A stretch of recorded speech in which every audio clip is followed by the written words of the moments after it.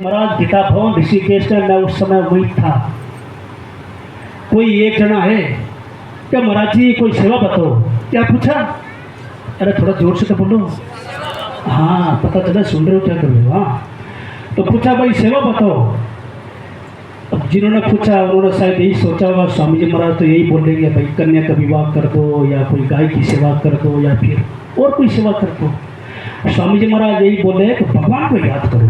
वाह कितनी बढ़िया बात कही। एक भगवान को याद करने मात्र से दुनिया मात्र की सेवा हो जाती है। जैसे 68 तीर्थ है और भी तीर्थ होंगे। अब बताओ सब जगह जा नहीं सकते लेकिन सीधा सरल उपाय है क्या? समुद्र में डुबकी मारी और सब तीर्थों का जल की महिमा होगी। ऐसे ही अपने को भगवान को याद करना। देखो परम श्रद्धेय स्वामी जी श्री राम सुखदास जी महाराज बोलते थे न तो कोई साधु बनना है, न कोई घर छोड़ना, न कोई परिवार, न कोई आना, न कोई जाना, जहाँ है वहीं। और यही तो बात हमारे ठाकुर जी गीता में क्या बोलते हैं 8वें अध्याय का 7वां श्लोक, तस्मात् सर्वेषु कालेषु मामनु स्मरयुध्य च। हे अर्जुन तू तो केवल युद्ध करता हुआ मेरा स्मरण कर। इसी बात को स्वामी जी महाराज बड़े प्रेम से बोलते थे। बोला आप पे तो कोई युद्ध करना है नहीं, आपको तो अपने घरों में काम धंधा करना है, बस केवल मन ही मन। इसलिए संतों ने क्या कहा, हाथ का मुख राम है हृदय साची प्रीत, दरिया दृष्टि साध की यह उत्तम रीत। देख लो हृदय में प्रेम करो, क्योंकि प्रेम अगर सबसे परम श्रद्धेय स्वामी जी श्री राम सुखदास जी महाराज सुनाया करते थे।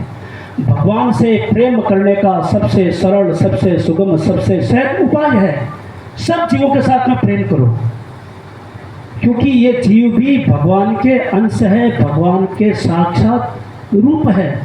इसलिए हमारे शंकर भगवान जी रामचरितमानस में हरि व्यापक सर्वत्र समाना प्रेम से प्रकट होई मैं जाना। भगवान सब जगह लेकिन प्रेम स्नेह वहाँ प्रकट हो जाते हैं। ऐसे ही अपने को सब जीवों के साथ में प्रेम स्नेह रखना।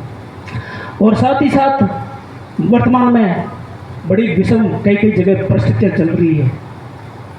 बगल वाले देश में कितना हिंदुओं का नुकसान हो रहा है आप सबको पता ही है।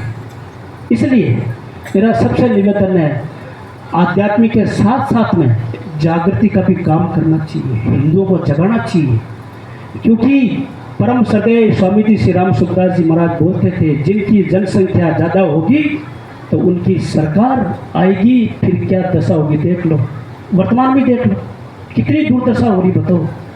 अब बताओ बांग्लादेश में इस्कॉन मंदिर, किसी ने उस इस्कॉन मंदिर को आतंकवाद कह दिया। केवल इसी बात को विरोध करने के लिए इस्कॉन के संतों ने, इस्कॉन के भक्तों ने विरोध किया।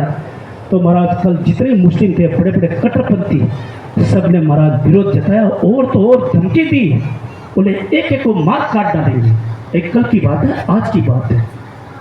बड़ी दुख की बात है वर्तमान में जो हमारे पूज्य योगी जी महाराज यूपी में होते हुए और हमारे देश के ऋषि मुनि जो कि प्रधानमंत्री श्री नरेंद्र मोदी जी होते हुए भी ये दशा हो रही है, और जिनकी सरकार और किसी की होगी बताओ क्या दशा होगी बताओ। कई लोग सोचते अरे महाराज ये क्या चर्चा करती है, अरे सीधा सा गणित है। ये आपका जो घेरा है अगर दरवाजा दीवार होगी चारों तरफ तब हम आप और सब कथा श्रवण कर सकते हैं।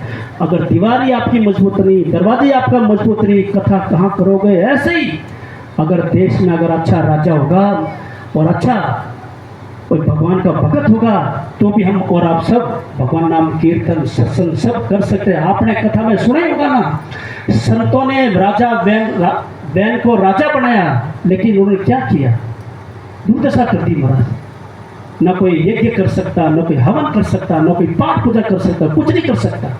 इसलिए मेरा सबसे निवेदन है कभी कोई हिंदू के बारे में बात करे तो जरूर उसमें भाग लेना चाहिए। ऐसा नहीं अरे नहीं ऐसा नहीं करता। इसलिए हमारे मोदी जी, इसलिए हमारे योगी जी वर्तमान में कितना फोकस डाल रहे हैं।